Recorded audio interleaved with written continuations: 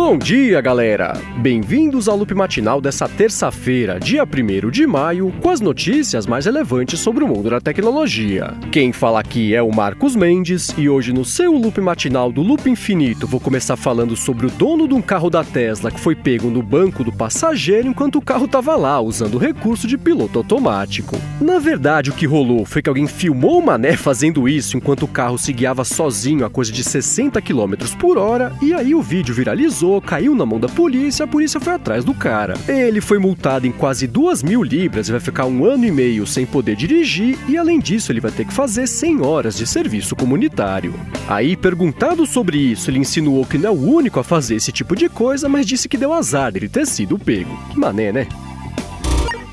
Bom, e já que o assunto é carro autônomo, deixa eu comentar que a empresa Didi Chuxing, que é uma espécie de Uber da China, anunciou que fez uma aliança com 31 parceiros da indústria automotiva, incluindo a Toyota e a Honda. A intenção desse grupo é definir os padrões de desenvolvimento e fabricação de carros elétricos, carros autoguiados e estações de recarga, e a ideia é aplicar isso primeiro na China e depois em outros lugares, ao redor do mundo. A Didi falou que está pronta para cooperar com as montadoras e aprender com cada uma, a habilidade lá que cada uma vai trazer para a aliança, e comentou que em troca vai oferecer a experiência que ela tem no mercado de carros por aplicativos e carros compartilhados.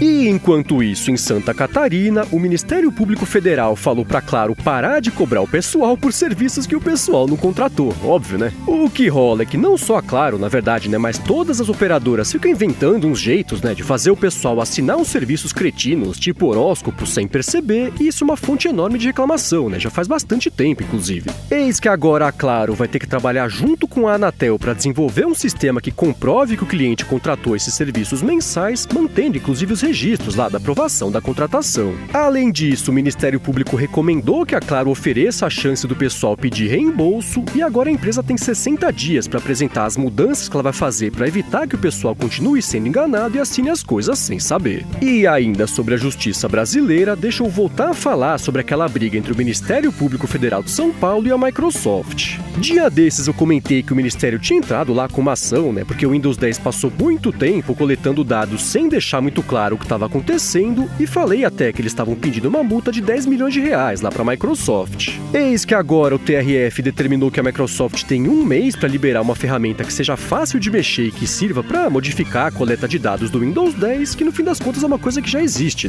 O que rola é que na atualização de abril do ano passado a Microsoft trouxe uma tela que é justamente isso, ou seja, é bem direta e facilita o controle sobre a coleta de dados, e ela aparece tanto nos ajustes do sistema quanto na hora de instalar lá o Windows 10, pela primeira vez. Aí, perguntada sobre isso tudo pelos nossos amigos do Tecnoblog, a Microsoft falou que ainda não recebeu essa decisão formalmente, mas se comprometeu a trabalhar com o Ministério Público Federal para resolver a situação da forma mais clara possível.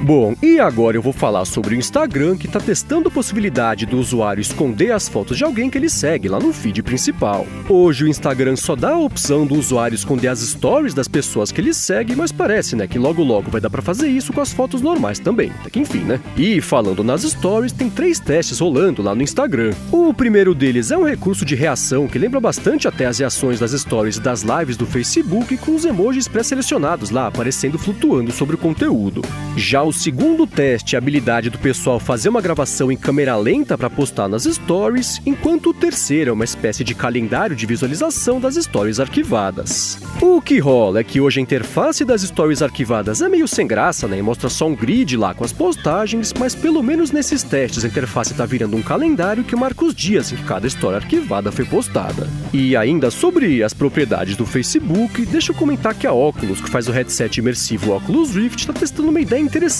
para uma espécie de experiência teatral imersiva. A ideia é deixar os usuários da Oculus ao redor do mundo, entrarem numa mesma sala virtual, e lá eles vão se deparar com atores de verdade, também interagindo em VR com eles e oferecendo uma experiência que mistura teatro e videogame. Então o usuário vive essa história virtual, pode até interagir e influenciar na direção da coisa toda, junto de uma plateia também formada por pessoas de qualquer lugar do mundo. Essa é uma iniciativa que a Oculus e o Facebook já vem explorando faz um tempo, e segundo lá a executiva exclusiva de experiências da Oculus no Facebook, a ideia é lançar o primeiro projeto assim já no ano que vem. E ainda sobre o Facebook, a rede confirmou que está testando mais um jeito de tentar conter a divulgação de notícias falsas. A ideia agora é dar menos destaque para os links sinalizados como fake news, essencialmente aumentando a chance dele passar batido enquanto a pessoa faz lá, fica dando scroll pela timeline. Na prática, a diferença vai ser que enquanto um post normal tem lá a foto grandona com título grandão também, no post mentiroso a foto vai aparecer pequenininha do lado do título, também reduzido. E enquanto isso, nos bastidores da rede do Zuck, o pessoal tá falando, que a rede reformulou completamente a conferência F8 desse ano que acontece entre hoje e amanhã em San José, na Califórnia. A F8 é a conferência anual de desenvolvedores do Facebook e era lá, que eles planejavam, por exemplo, anunciar a caixa de som inteligente que eles resolveram adiar espertamente, por conta desse escândalo todo da Cambridge Analytica. Eis que agora parece que além disso, o Facebook mudou bastante também todo o resto das coisas que vão pintar lá durante o evento e por isso agora a expectativa é que a F8 desse ano seja uma conferência sem muitos anúncios ou grandes novidades. Agora, falando no escândalo da Cambridge Analytica, o Facebook mandou um documento pro SEC, que é o órgão que regulamenta o mercado americano, e nesse documento eles falam, que vem mais escândalos por aí. No documento, que tá no link aqui na descrição se você quiser ler, o Facebook fala que tá investigando bem a fundo como outras empresas usaram os dados do pessoal no passado e avisa que essa altura já é certo, que isso aconteceu mais vezes e que escândalos parecidos com esse da Cambridge Analytica vão acabar virando notícia. Eles falaram que os próximos escândalos provavelmente vão envolver o uso não autorizado de dados, existência de contas falsas, interferência em eleições, compra inapropriada de publicidade, atividades que colocaram os usuários em risco e divulgação de notícias falsas. Eles disseram ainda que é provável que existam outros casos que eles próprios não saibam, mas que a imprensa já sabe, e com isso eles esperam descobrir sobre outros vazamentos junto do grande público. Bom, e já que eu citei a Cambridge Analytica, deixa eu comentar que o veículo do Telegraph lá do Reino Unido descobriu que o Twitter também vendeu dados para essa empresa que fez a confusão toda lá no Facebook. A diferença, segundo o próprio Telegraph, é que a venda de dados do Twitter aconteceu de forma clara, mas ainda assim a notícia não pegou muito bem pro Twitter, que por sinal falou que não vai mais deixar a Cambridge Analytica anunciar lá na rede. E ainda sobre o Twitter, a rede confirmou pro BuzzFeed que vai dar ainda mais destaque para tweets de notícias. O que rola é que a partir de agora o tweet vai agrupar lá na timeline os tweets que sejam a respeito de uma mesma notícia, o que de acordo com eles, vai ajudar a centralizar diferentes pontos de vista a respeito de um mesmo acontecimento.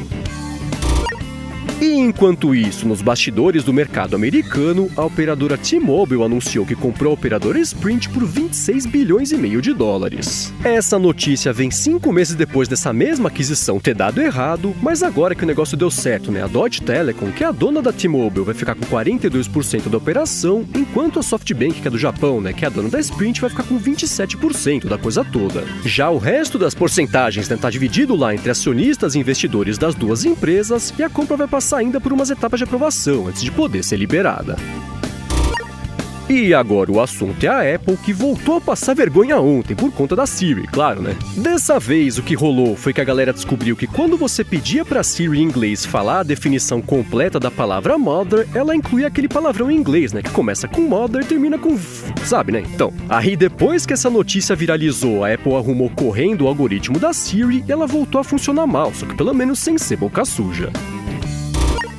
Bom, e por último hoje eu vou falar sobre a Uber, que anunciou um aumento de uns 15% lá nos preços da maioria dos trajetos dela no Rio de Janeiro. O aumento vale para trajetos da categoria Uber Black começando em toda a área metropolitana do Rio, enquanto no caso do UberX, Uberpool e Uber Select, o aumento vale lá para trajetos que começam a partir do Centro, Recreio dos Bandeirantes, Barra da Tijuca e Zona Sul. Esse aumento veio no mesmo dia em que a Prefeitura do Rio de Janeiro anunciou que vai começar a cobrar uma taxa de 1% sobre os trajetos na cidade, e essa cobrança vai valer para todo o serviço lá de carro por aplicativo, menos, claro, o próprio app lá da Prefeitura, que é o Táxi Rio. É isso aí, galera. O Loop Matinal do Loop Infinito vai ficando por aqui. Se você quiser se inscrever no canal do Loop Infinito no YouTube, o link tá aqui na descrição do episódio, lá no loopmatinal.com, junto com os links das notícias que eu comentei hoje. Aliás, não esquecem, amanhã, quarta-feira, tem a cobertura do evento da LG, de anúncio lá do LG G7 ThinQ em Nova York, e o Loop tá lá, vai fazer a cobertura e trazer pra vocês os vídeos com as novidades que vão pintar no evento. Então, de novo, se inscreve no canal do Loop Infinito no YouTube, que aí você não perde nenhuma novidade, conforme os vídeos forem Anthony pintando no canal. Agora, se você quiser falar comigo no Twitter, procura por MVC Mendes que eu tô sempre por lá. Obrigado pela audiência e eu volto amanhã de manhã. Falou!